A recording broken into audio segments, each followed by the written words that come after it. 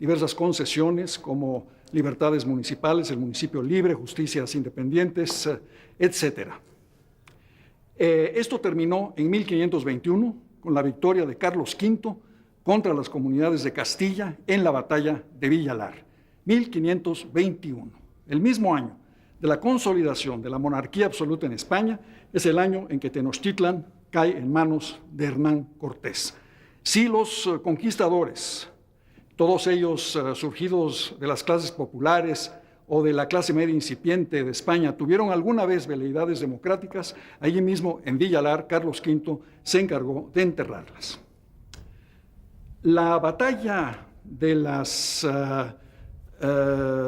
leyes de Indias para ofrecer protección a las comunidades rurales e indígenas de América, debido a la campaña librada por Fray Bartolomé de las Casas, tenían que fracasar.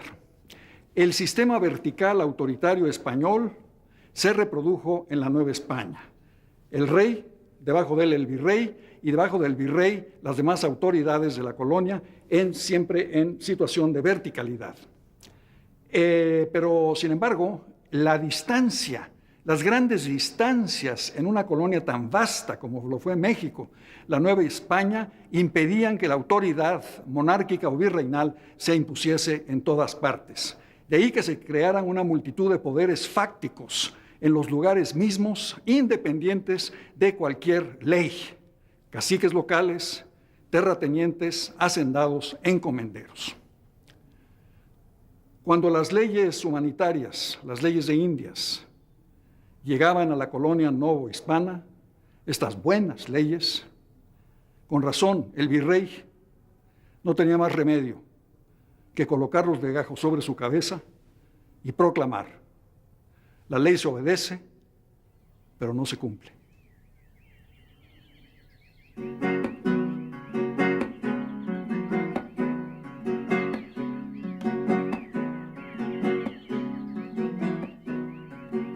La hacienda es la unidad de producción creada por la propia sociedad novohispana como respuesta a sus condiciones concretas y tuvo una duración efectiva de más de 300 años. Las haciendas tuvieron en su momento un papel indiscutible en la construcción de una imagen propia, de lo novohispano primero y de lo mexicano después.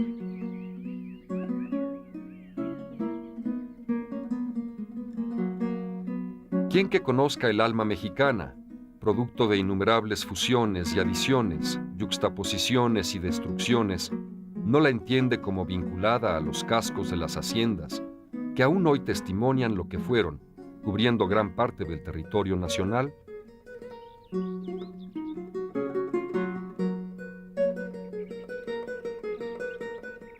¿Quién en México no tiene una relación emotiva, por parentesco o por afinidad, con las costumbres que se formaron en ese ámbito campirano?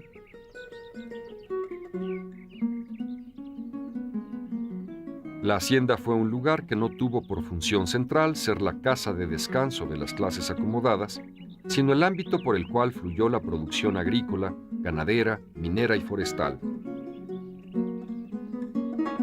En las haciendas se crearon numerosas leyendas y se formaron generaciones de mexicanos que vieron pasar por ellas muchos de los capítulos principales de nuestra historia. De las haciendas se han heredado innumerables testimonios e historia oral.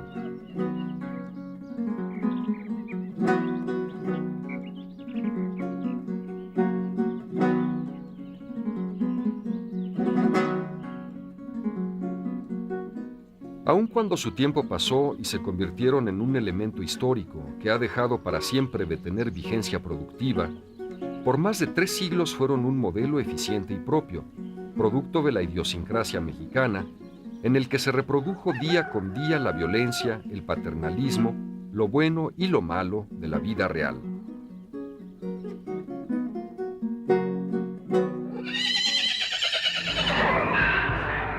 El otro elemento económico que explica la conformación de lo que se conoce como la personalidad de lo novohispano fue la mina. Alrededor de ella se formó un complejo social autosuficiente y una tecnología adecuada a la realidad del suelo. La minería requirió de un carácter audaz para vivir de tan azarosa producción. Un carácter que marcó para siempre el modo de ser y de comportarse de quienes en diversas regiones produjeron insólitas riquezas.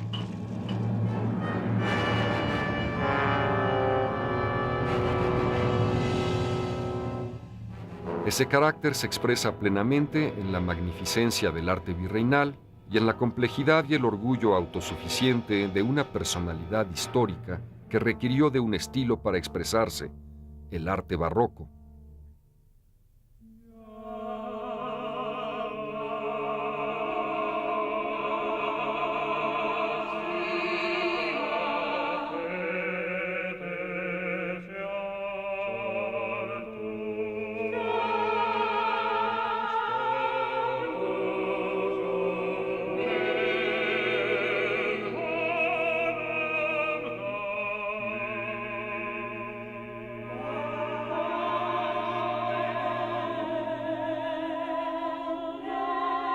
Ese estilo fue más que una moda. Fue la forma de expresión de una identidad largamente construida. El barroco tuvo en Nueva España una duración mayor a la que vivió en Europa. El barroco llenó, paso a paso, las calles de las ciudades y de los pueblos y villas de la Nueva España.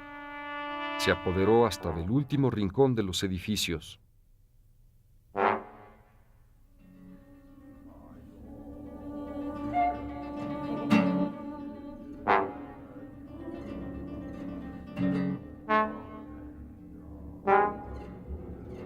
Su desarrollo formal es un ejemplo sin paralelo de la riqueza de inventiva de los novohispanos y de la calidad de sus soluciones estilísticas.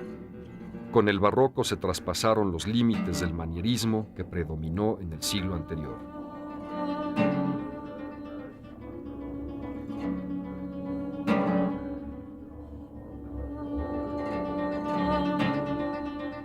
La exuberancia de la naturaleza, el buen clima, la flora y la fauna del país propiciarán nuevas formas de expresión hasta crear un estilo con características propias.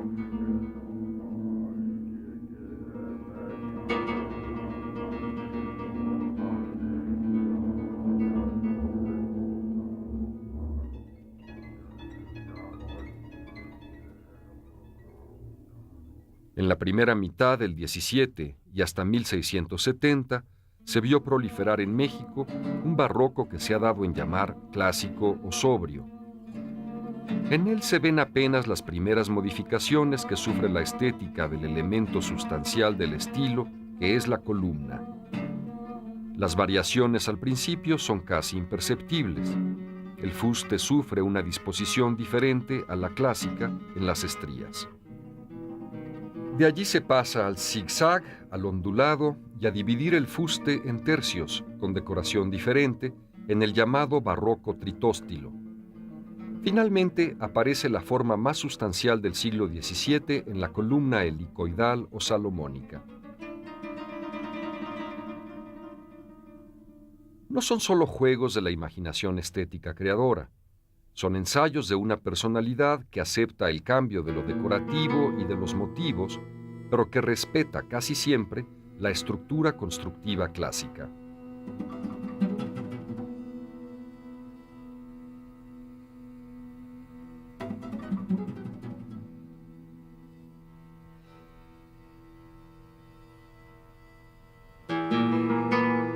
Cuando se observan estas obras extraordinarias de la capacidad imaginativa y de la fantasía de los novohispanos, se ve también su vinculación ideológica a bases religiosas y teóricas firmes que daban sustento, igual que la columna al edificio, a un alma personal y grupal, intransferible.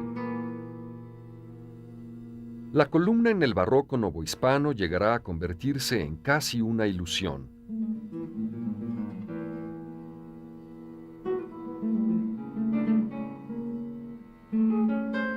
Perderá su masa interior para convertirse en etérea filigrana.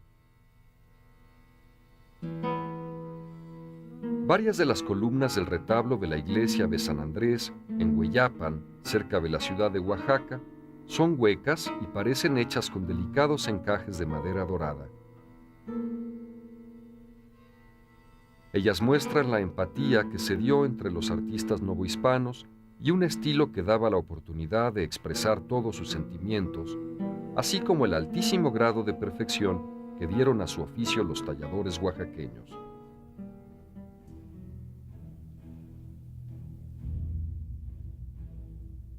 La pintura es uno de los géneros en los que se manifiesta con mayor nitidez esta soberbia capacidad para convertir los modelos europeos en algo propio. Aunque no se pueda definir con palabras las líneas que marcan esa diferencia. En los pintores manieristas del XVI se percibe un tono o un ambiente más amable que cruento en las representaciones religiosas, con coloraciones y composiciones atemperadas. A ellos le siguen, en una segunda generación, creadores como Alonso Vázquez y Baltasar de Echave Orio, de quien se conservan magníficos óleos en el Templo de la Profesa, como la Adoración de los Reyes y la Oración en el Huerto. Será, sin embargo, en la tercera generación manierista donde se exponga en plenitud un gesto propio, reflejo del sentir criollo de esa comunidad humana de intensa vida social.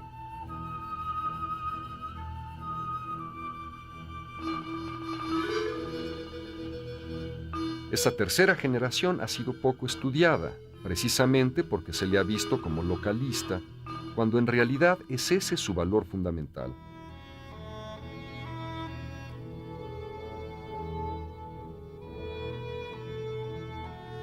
Ellos testimoniaron su diferencia al tiempo que demostraron su magnífica capacidad para transitar del manierismo al barroco.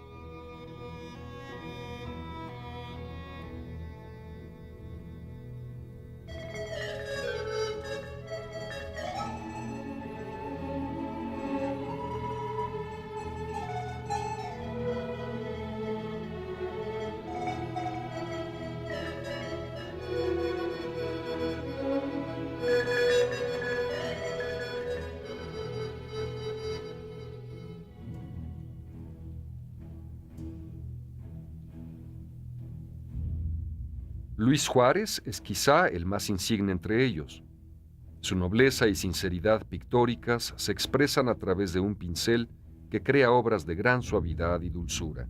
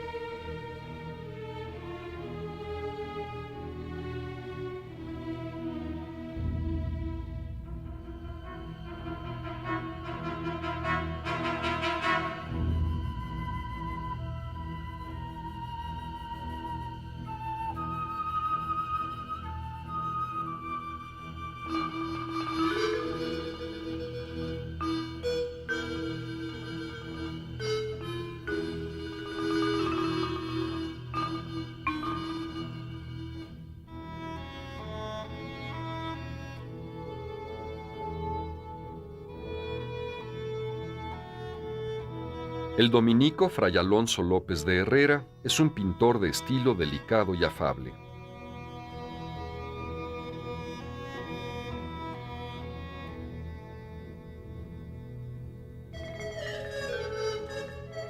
La belleza de sus composiciones roza el borde de la experiencia mística, sin perder de vista el necesario sustento que lo provoca, el ser humano.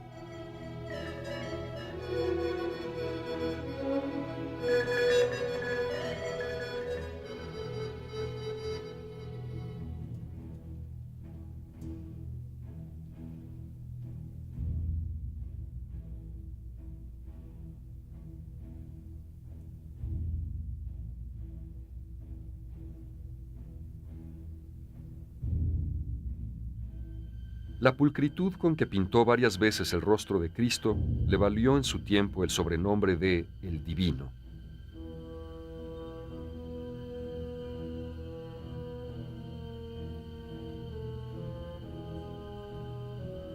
Baltasar de Echave y Vía sobresale también como un remanso de frescura y lirismo, en cuyos azules se plasma la mayor sencillez poética.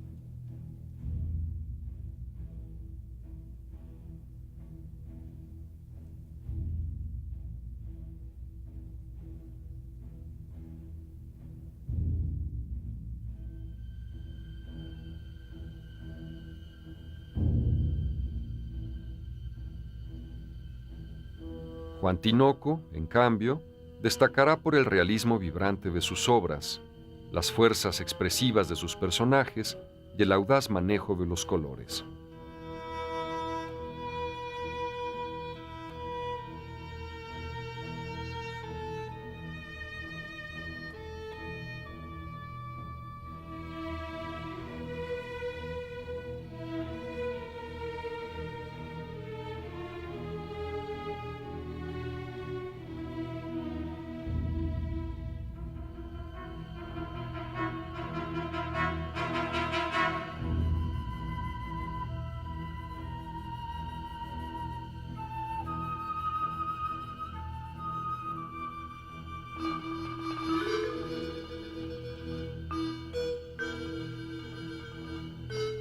En la pintura novohispana se vivió con intensidad la influencia directa del claroscuro y el realismo a través de la obra del sevillano Sebastián López de Arteaga, quien se estableció en la Ciudad de México y aquí pintó algunos cuadros considerados como obras maestras de ese estilo.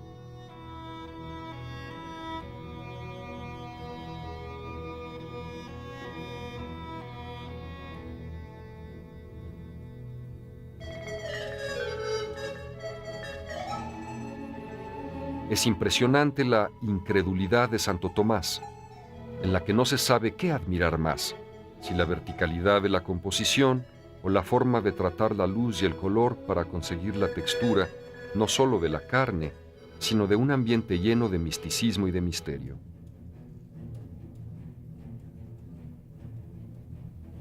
Este pintor, creador de otras obras relevantes, dejó una escuela que hubo de encontrarse con tendencias de color y suavidad en el trato de las formas y de los temas que reaparecieron a través de autores como José Juárez. Miembro de una larga dinastía familiar, Juárez aprendió la pintura en el ámbito de un gremio muy sólido, del que se convirtió en el gran maestro de una escuela local de amplios alcances artísticos y sociales. José Juárez es visto como el maestro de esa manera más propia de ver la realidad pictórica. Produce obras como la tantas veces imitada del martirio de los niños santos Justo y Pastor, en la que hace uso de una yuxtaposición de escenas que tendrá gran éxito entre sus sucesores.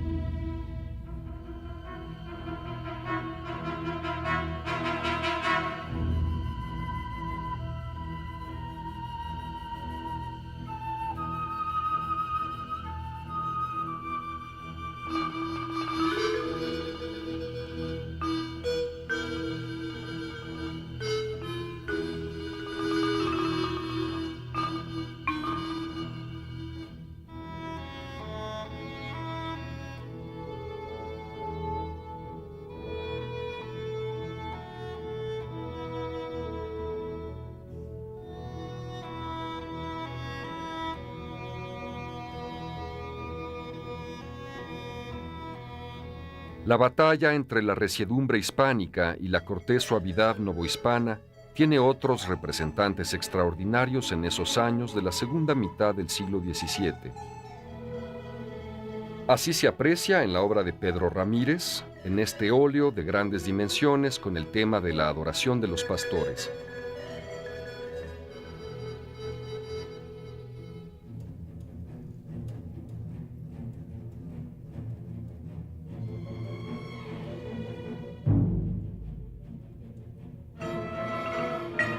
En la primera mitad del siglo XVII resurge el miniaturismo en la decoración de los libros de coro de las catedrales y los conventos.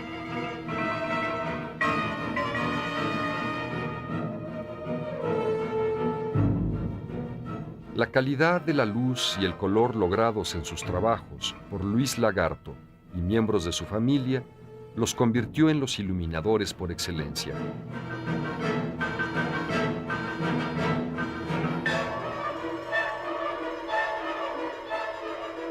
Un oficio que implica dedicación, paciencia y fina sensibilidad ha dejado para la posteridad obras que, aunque son de pequeño formato, resultan inmensas por su perfección.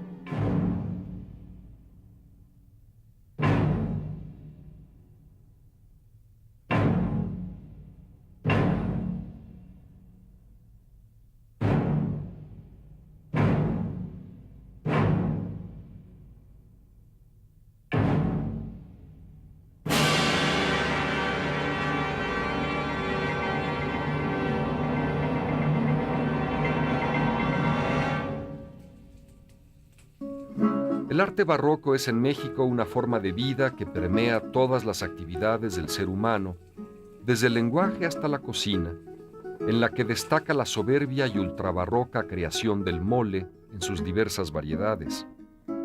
El barroco afecta, desde luego, el lenguaje, el vestuario y las diversiones.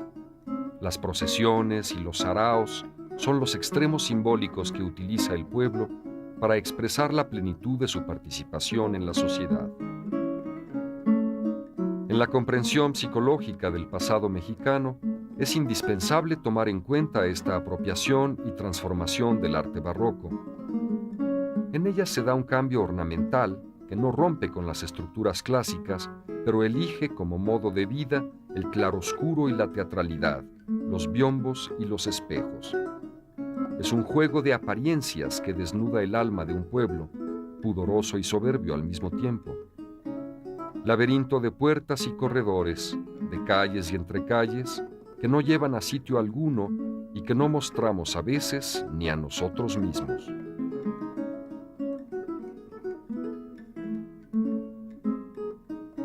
La solidez cultural de Nueva España alcanza cimas de creación.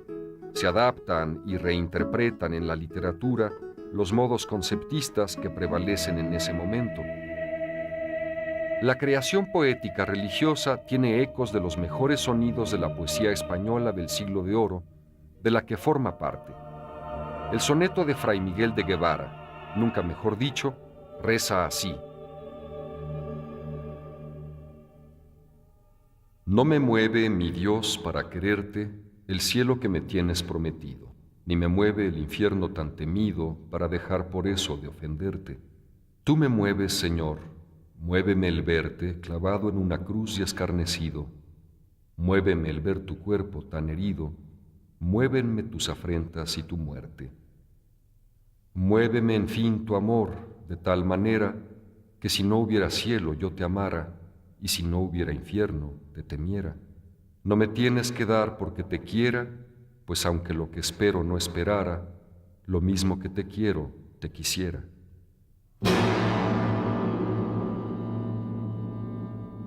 Juan Ruiz de Alarcón, criollo que prefirió radicar en la metrópoli, da allí la batalla a los grandes del Siglo de Oro. Sus obras siguen vivas en el repertorio actual del teatro. En ellas se plasma la cortesía del lenguaje y la suavidad de formas que caracterizan a los novohispanos frente a la resiedumbre de los españoles. En ellas se ve la riqueza y el lujo sin pudores de la vida cotidiana virreinal y el canto a la grandeza de México. México, la celebrada cabeza del indio mundo que se nombra Nueva España, tiene su asiento en un valle toda de monte cercada que a tan insigne ciudad sirven de altivas murallas. Todas las fuentes y ríos que de aquestos montes manan mueren en una laguna que la ciudad cerca y baña. Diversos historiadores han sintetizado los hitos culturales del largo proceso de apropiación que constituye la formación del alma mexicana expresada por el barroco. Incluye, en primer lugar, la apropiación del pasado indígena como raíz diferencial por antonomasia. Esa apropiación aparece desde la obra magna que cierra el primer siglo cronológico de la Nueva España, La monarquía indiana de Fray Juan de Torquemada. Su título muestra la voluntad de recuperar el pasado prehispánico y de ensayar una explicación razonable de su carácter, librándolo del anatema que se le había impuesto por supuestamente demoníaco. Además de la apropiación del pasado, esto es, del tiempo, los criollos novohispanos se apropiarán del espacio. Lo harán al adueñarse del territorio hacia el norte y al comenzar la elaboración de cartas y mapas geográficos. En ellos se delinea con mayor nitidez el territorio novohispano basándose en encuestas y expediciones. Al dibujarlo, lo hacen suyo. Dueños ya